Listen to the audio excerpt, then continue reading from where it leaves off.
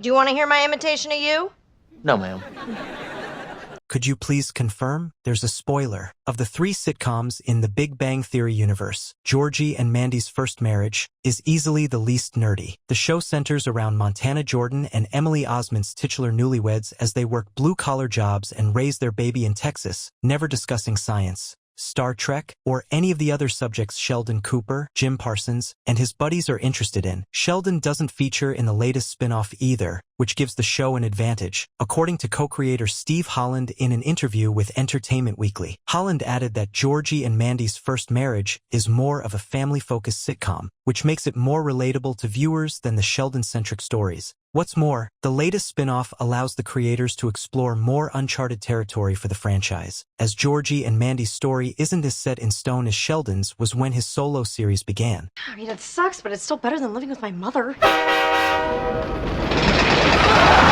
Welcome to Movie Spy. Georgie and Mandy's First Marriage is a fresh story. In many ways, young Sheldon was beholden to The Big Bang Theory, as the prequel had to be consistent with story details mentioned in the parent series.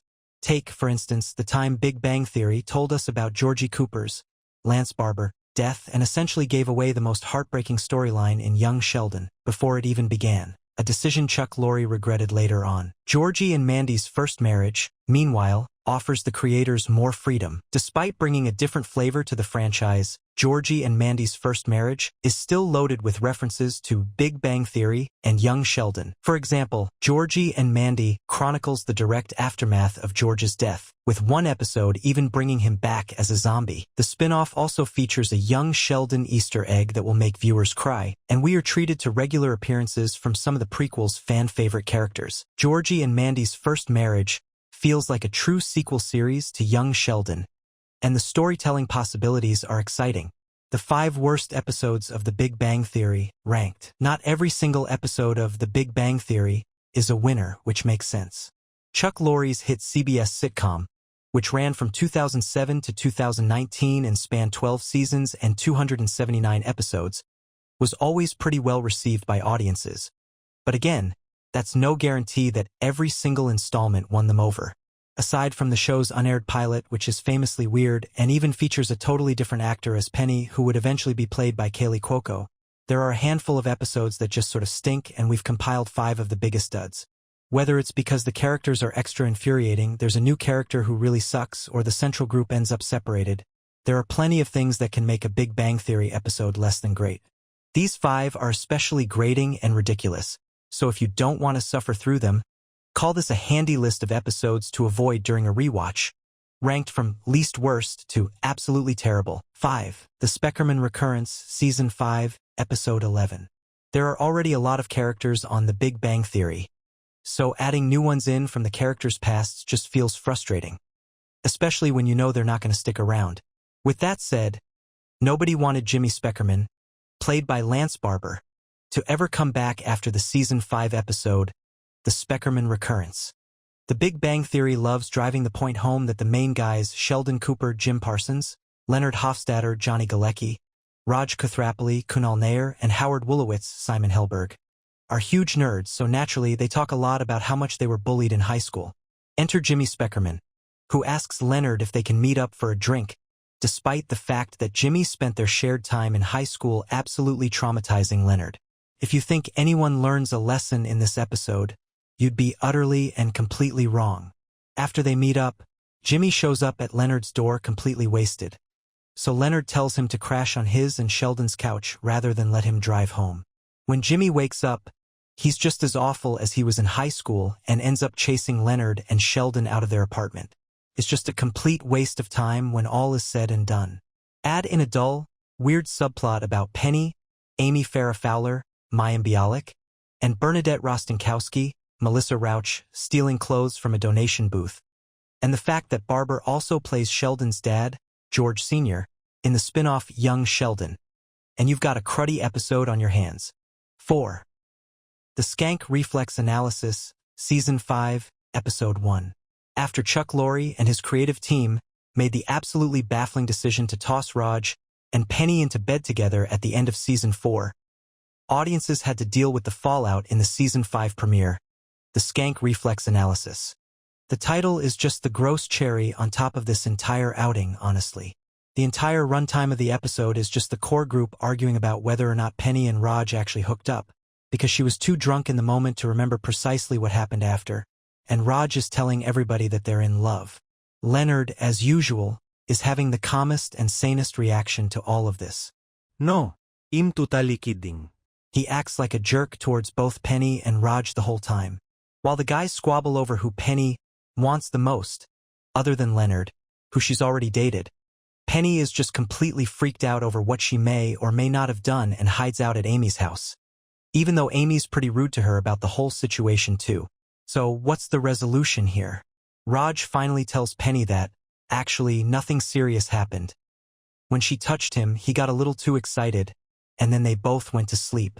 Between the absolutely bizarre conclusion to this awful storyline and the way everyone treats Penny throughout the episode, the Skank Reflex analysis is definitely avoidable. 3. The Itchy Brain Simulation, Season 7, Episode 8.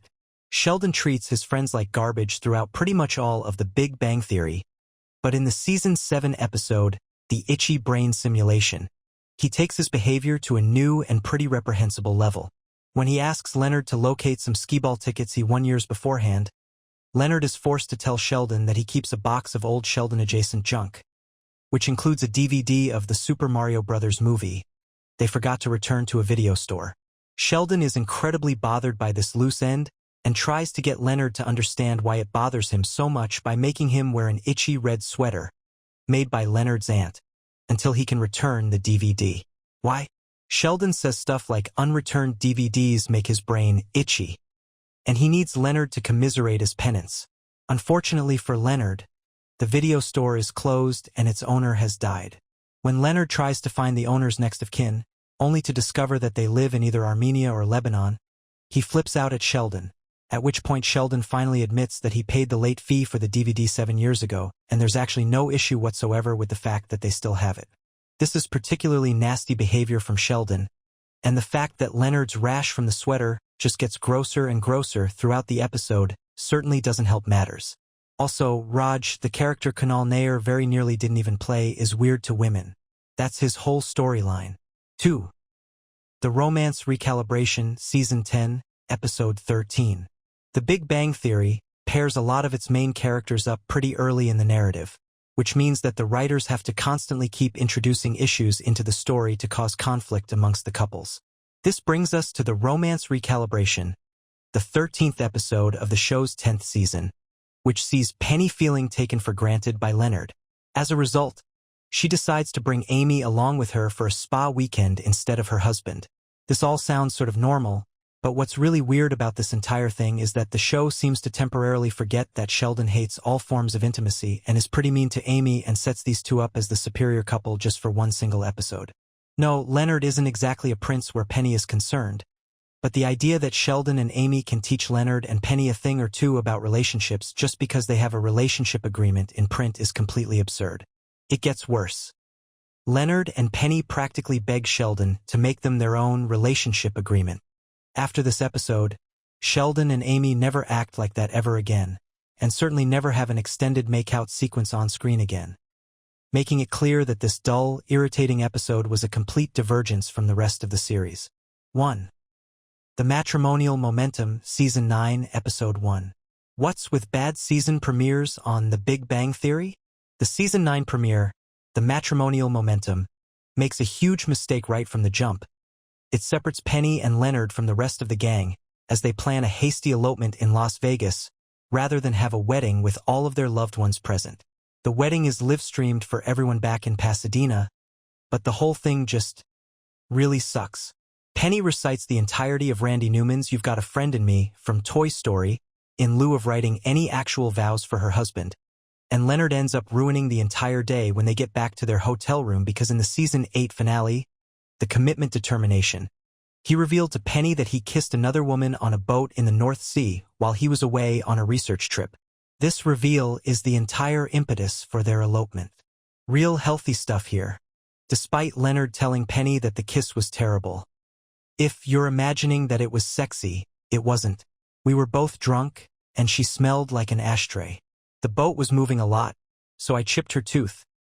It obviously ruins the entire day, and the end result is that Penny and Leonard's wedding sucks so hard that they do it all over again in the season 10 premiere. The conjugal conjecture. The show should have just skipped their first wedding entirely, to be honest. Thanks for watching.